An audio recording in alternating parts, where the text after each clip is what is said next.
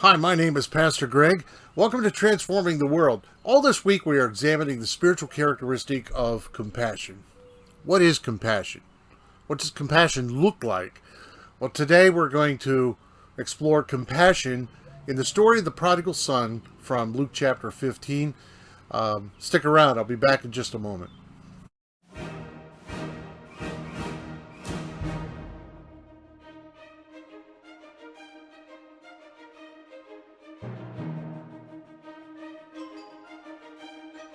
Was mentioned earlier this week, compassion is more than a feeling.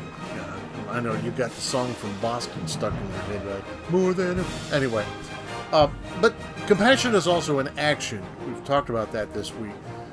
John the Apostle asked this question. He says, if anyone has material possessions and sees his brother in need but has no pity on him, how can the love of God be in him? He raises that question in 1 John 3:17.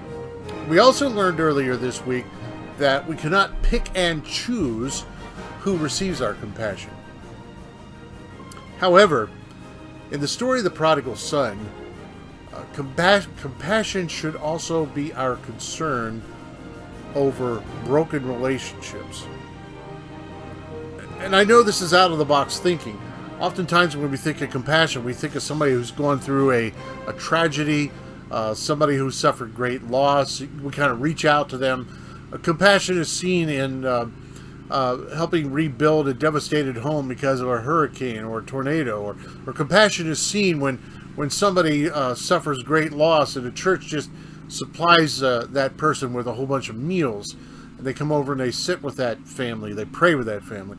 And that's what we think of when we think of compassion. But the story of the prodigal son informs us that there is a third aspect of compassion that is missing from most of the things that we do in life. When we start thinking about compassion, the story of the prodigal son introduces us to an element that most of us don't think about when we think of compassion. So in this story of the prodigal son, you have three individuals. You have a father and two sons, one older, one younger, of course. And the younger son comes to his dad and just says, you know what, I'm ready to leave home. I don't want to be around here anymore. Give me my money that I would have received in the inheritance once you died, and I'm going to hit the road.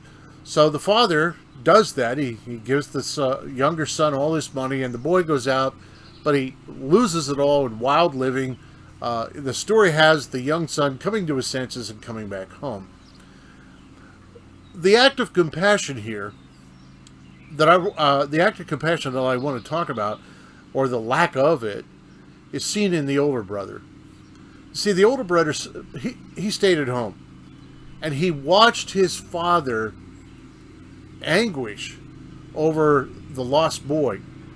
I mean, the dad would spend his entire days looking and longing for his prodigal son to come back home. And surely the older brother would have noticed that his dad had a broken heart. An act of compassion then, an act of compassion on the part of the older brother would have looked like this. He would have gone and found his younger brother and begged and pleaded for that younger brother to come back home. He would have reached out to that younger brother and said, look, Dad is a wreck since you have left. He loves you so much. Won't you come back to the Father? This is the side of compassion that is missing in a lot of what we say or in a lot of what we do.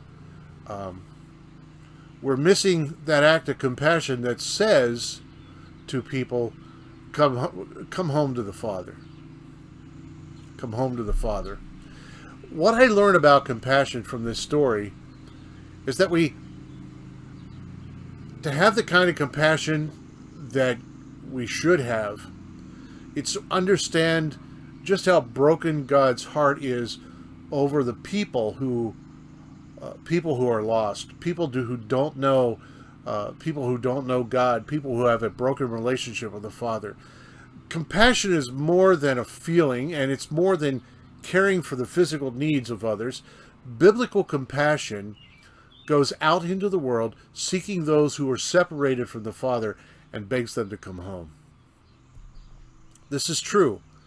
Evangelism is fueled by a heart filled with compassion. Compassion for the lost, and also compassion for God. When we have the kind of heart of compassion that is modeled here in the story of the prodigal son, or is absent here in the story of the prodigal son, we actually recognize just how deeply it hurts God to know that there are people who have turned their back to him. God would prefer that everyone repent and be saved. Ezekiel 18:32. And so I suggest to you today that not only is acts of service a demonstration of compassion, and not only is tearing down boundaries of who is a recipient of our compassion, but so too is evangelism. Evangelism is the outflow of a heart that is filled with compassion. It's filled with compassion because you and I, we recognize the fact that God is broken by those who do not repent. He is broken by those who do not come back home.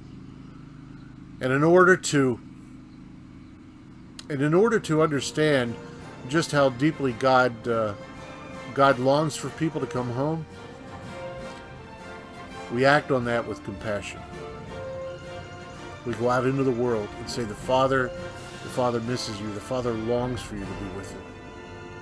Won't you please come home? Well, tomorrow we'll take a look at one more example of compassion on transforming the world. My name is Pastor Greg, and I'll talk to you tomorrow.